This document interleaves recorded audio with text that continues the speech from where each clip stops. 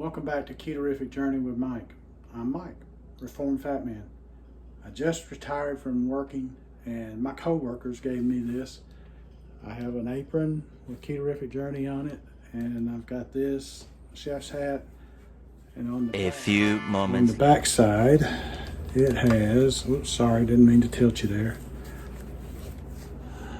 Ketorific Journey also. So I was very grateful for that, and I appreciate it. That was very nice of them. I have some great co-workers that I worked with. Now I enter a new stage. I'm in retirement. Well, today we're going to make a dish that I had when I was growing up in my childhood. My mother would make it. We called it SOS. It's not the typical cream chip beef on toast, but this is a tomato-based recipe. But it is, you can put it on toast, so it's a variation of that. And it was something that my daddy had when he was in the Navy, and we all loved it. It's relatively inexpensive to make in the grand scheme of things. I'm going to use ground turkey. You can use ground beef, but I hope you'll try it. I hope you'll stick around and watch the video. This is a dish that my siblings and I all love. We had this so many times growing up. It was so good, and my mother would make it wonderfully. So now I'm going to share it with you.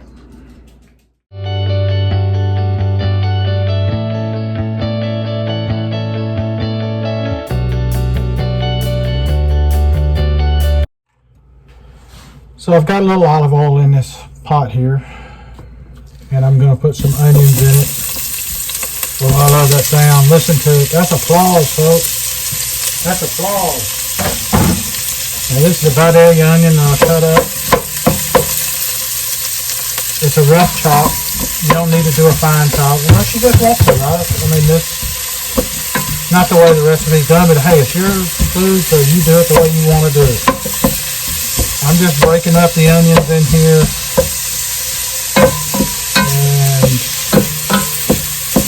Using a tool that my wife gave me. I love it.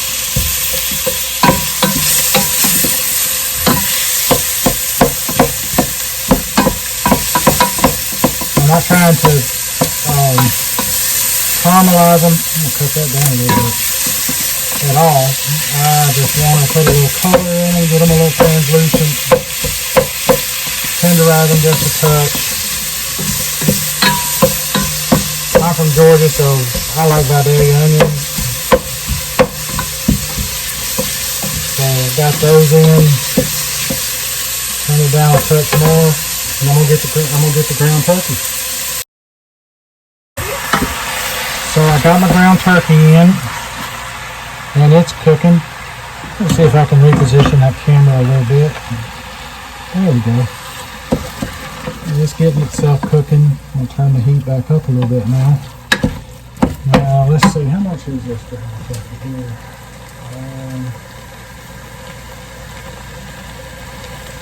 This is 3 pounds of ground turkey, and it's I think I got it at Walmart. It was on sale, a clearance sale. It may have been Kroger. Probably was Kroger. Because Walmart don't put meat on clearance that much, but Kroger does. I just want to brown this. So once this is brown, I'll bring you back. I will do one thing before it's browned. I'm going to add in some garlic, minced garlic, if I can get it open. This plastic wrapper on it. All it wants to do is turn and not open. So I got some minced garlic here. This I got at Aldi.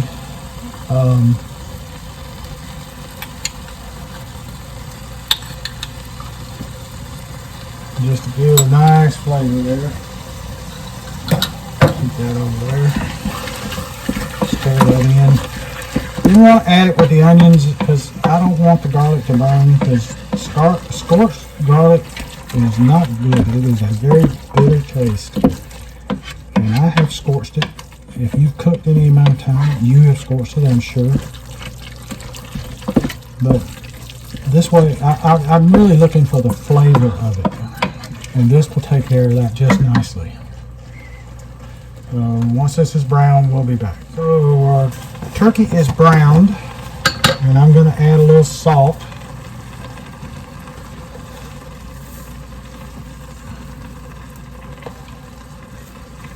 To it. I'm going to add a little bit of pepper also. Black pepper, already ground, finely ground.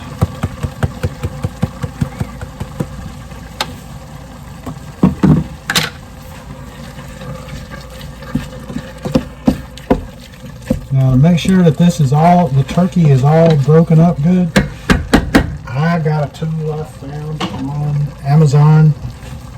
I love it. Look at that. Star shaped. Oh, excuse me. Wow. Pepper got up my nose. And this will chop up the meat to where it's finely chopped, and it's great. And it's a time saver. And it is a wonderful tool. And it was only a few dollars on Amazon. So, alright, here we go.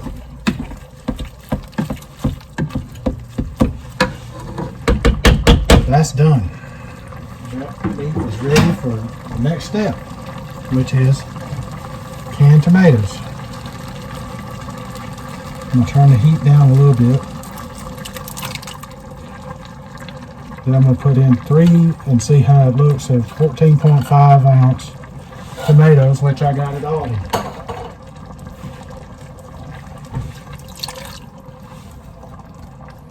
And it's juice and all. Put in your juice and all.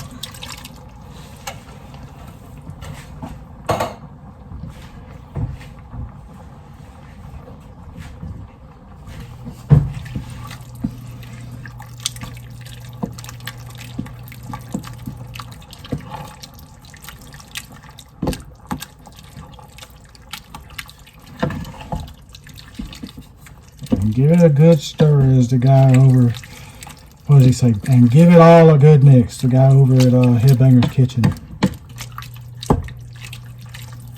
Now, for all practical purposes, this is done.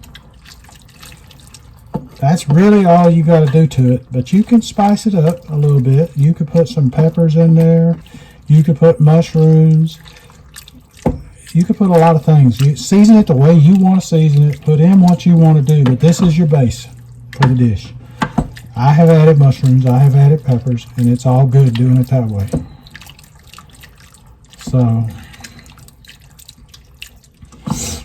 that is how it is right there. I suppose you could serve this over pasta if you was a mind to. But it's really tasty. I'm going to get a spoon and I'm going to take a little taste to see if the seasoning is right, because I'm eyeballing it.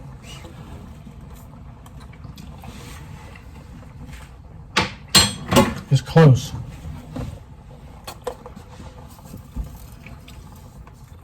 Add a little more salt.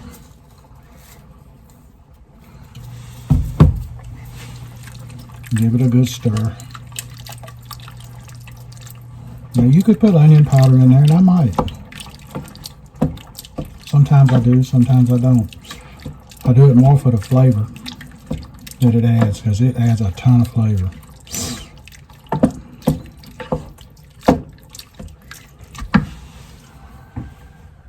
Let's see what it tastes like now. Get another spoon.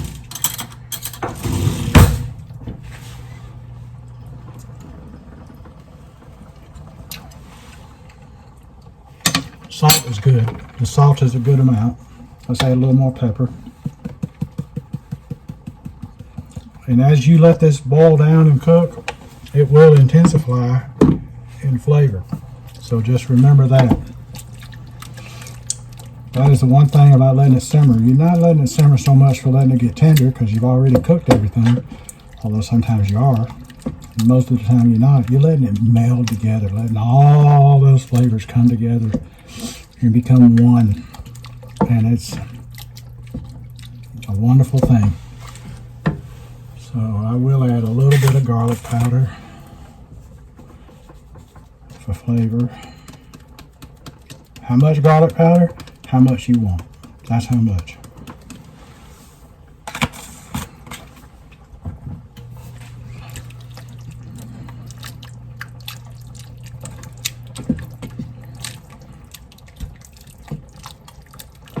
And that should do it.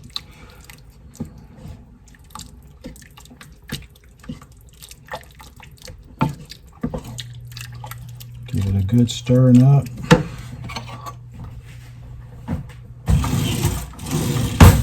Get another spoon.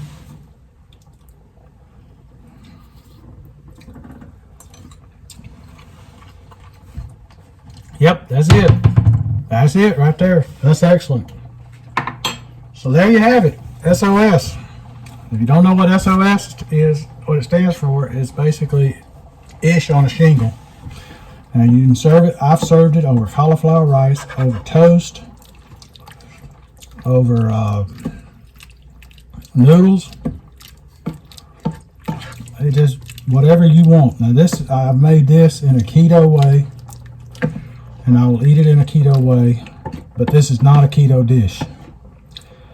It is whatever kind you want, whatever dish you want. That's what it is. If you want regular eating and not have keto, this is your deal. It's got it.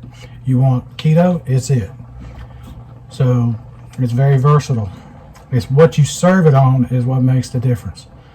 You want to serve it on plain rice, regular rice, it's no longer keto. You want to serve it on brown rice, it's no longer keto. Bread, depending on what bread you do, it's not keto. It may be low carb depending on what you do, what kind of bread, but it's yours. Do what you want to with it. So that is it. Well, I'll let it simmer now for about 30 minutes or so to an hour and let it meld all that in there and see what the flavors are like then. But I think perfectly seasoned at this point for us. If there's one thing I can impart upon people that will help you with your cooking more than anything, taste your food as when you're cooking it. If you don't know what it tastes like, you're putting it out there and people may not like it. You gotta season it. And just remember, don't over season. People can add more salt to it if they need and want. So until the next time, I kind of did a taste test. I can do another one here. But this is it, and it's, oh, that is so good. That takes me back to my childhood. I love it. I love it. I hope y'all will give this a try. It does not get any easier than this deal, than this whole meal right here. And if you're on a budget, it's a great meal. So until the next time, this is Mike at Ketorific Journey saying, let's be careful out there.